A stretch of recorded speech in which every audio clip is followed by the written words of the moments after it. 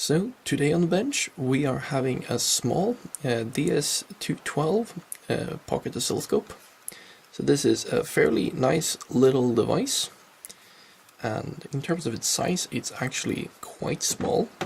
So it's not much smaller than your typical small multimeter.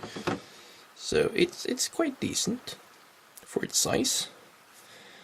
So what this oscilloscope is, it's a dual channel oscilloscope. It also has an output channel that can output like sine waves, square waves and stuff at not the biggest range of frequencies, but it's decent. It also has a couple of scroll wheels that are also having buttons inside of them. It has a start-stop button for the waveform, and it has a power button. So this scope is capable of going up to 1 MHz. Or it claims that it can go up to 1 MHz, and if we feed in a 1 MHz signal to this, let's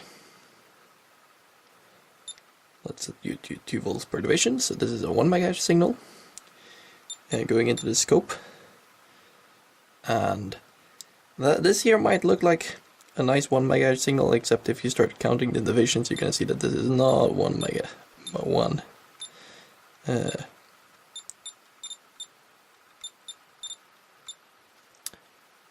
Is this?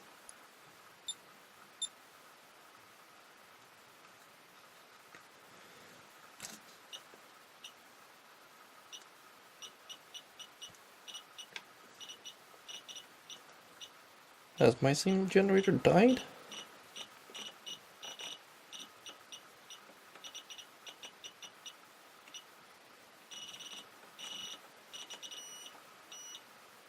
Because this should be 24 MHz, and it doesn't display 24 MHz.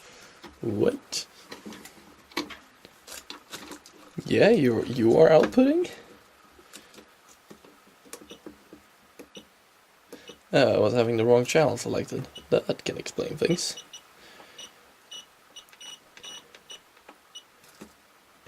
Here it's 1 MHz. And the thing with this scope is, if we zoom out, it starts analyzing like hell. So that's not a good thing. If we zoom in, this is the smallest we can get to, and it's quite good. I can zoom in on the screen a bit, as long as I don't wander off screen. So it's actually quite nice in its capabilities. Maybe I should zoom in a little bit more. This is, after all, a very small device. I think it's 3.8 inches or something like that across the screen. It's 320 by 240, I think. So it's not the highest resolution either, but it works. So this is 1 MHz, and we have a few measurement here. That was wrong. Quite annoying that these are both push buttons, and that's channel A. So we can actually have all of our measurements: the voltage measurement, our frequency measurement, and our duty cycle measurement, which is a bit more useful if we change over to a square wave and maybe reduce down our frequency a bit so that this can actually see it. And if we are changing over to lower our duty cycle a bit, so let's say we only have a 40% duty cycle, then this can actually see that we have a 40% duty cycle, or 37.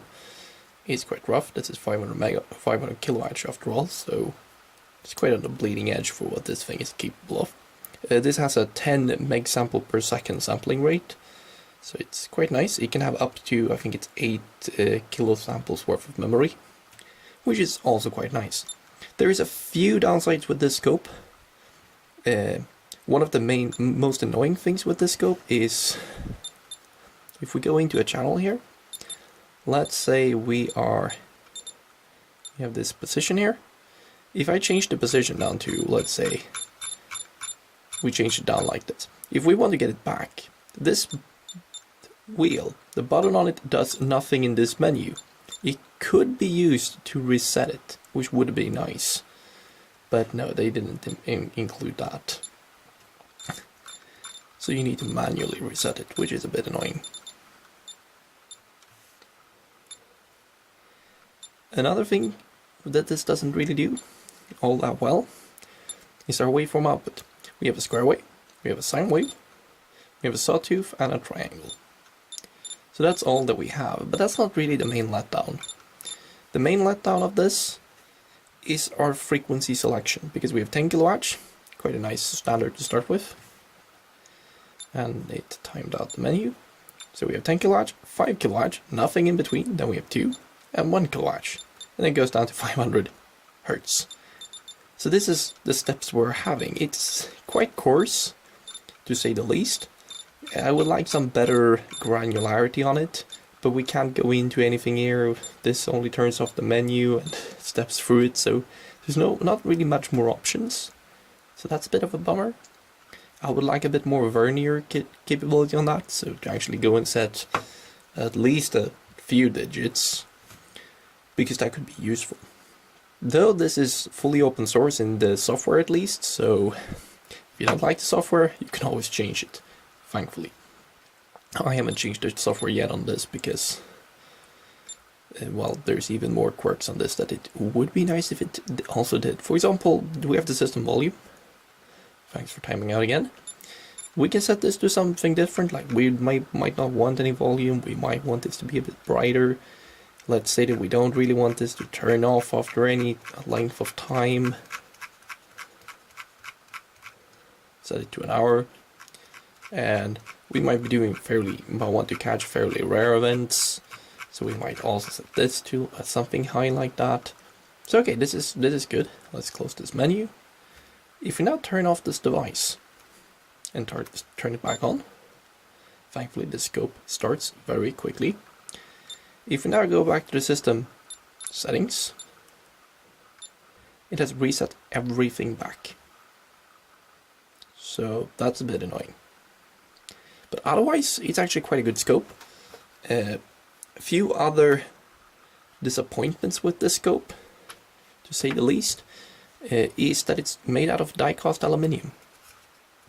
That might not seem like a weird, or rather it might seem like a very weird thing to complain about, like die-cast aluminium that's quite good quality compared to plastic. But the thing is, why do we make multimeters out of plastic? Well, so that we can take the poking end of this and stuff these two straight into a mains outlet without electrocuting ourselves. That's quite useful. And what would you need a pocket oscilloscope for? Well, you're not going to use a pocket oscilloscope to change one of your, or rather to replace one of your bench oscilloscopes. That's a bit silly. Rather, you would probably use it to measure voltages on something like a switch mode power supply that you're building. Then you want this to be floating, and that's the main selling point of all portable oscilloscopes, is that they're floating. So this has a die-cast aluminium case that's connected to the inputs. So if you're holding this and measuring your power supply, let's say that you're measuring like the drive voltage to this transistor, then this is going to be very, very tingly to hold. And that's not a nice thing. So if this was made in a plastic case, it would have been wonderful. But now it's die-cast aluminium, so it's a bit worse. And that's kind of my main gripe about this, because all the other things can be fixed in software. Except these two scroll wheels that also doubles as buttons. I would have actually liked if we had... Well, that they have buttons on them isn't actually a bad thing, but I would have maybe liked to have one more button on here for just... If you're going to develop your own software for this, you might run out of buttons, because this only has one button over here, and two over here, and two scroll wheels. That's a bit lackluster. So one additional button or two would have really meant that this would be quite capable in terms of what you can do with it in open source. And that would have been quite nice. But other than that, it's quite nice. Except the case. That's my main gripe about it. And yes, you can get like a silicone case for this to have it in, and that's going to reduce your chance of electrocuting yourself. But still, these are fairly recessed, and clicking these down, yeah, all the cases I've seen practically exposes the bare metal here. And that's not, yet again, it's going to be a tingly experience. Though there are solutions to this type of problem, because you can use like an ESD safe thingy like this pair of tweezers, and scroll through your menu, but that's not really all that nice. So yeah, otherwise perfect.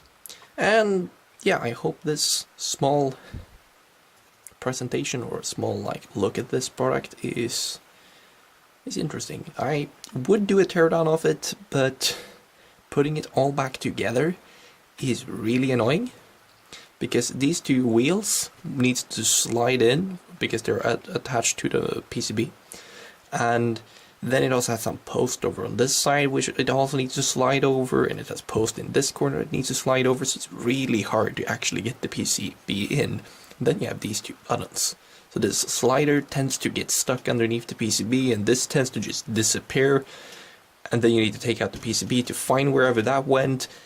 It's not a pleasant experience. So my recommendation is, if you need to take this apart, think about if you really need to take it apart, because putting it back together is just hell. So hopefully you can program it with just the USB port, but I do not know. If you need to open this to program it, that would be... well, hopefully you don't need to take out the board. But yeah, other than that, very nice product. So I hope this video was at least somewhat informative, and hope you all have a good day. See you in the future.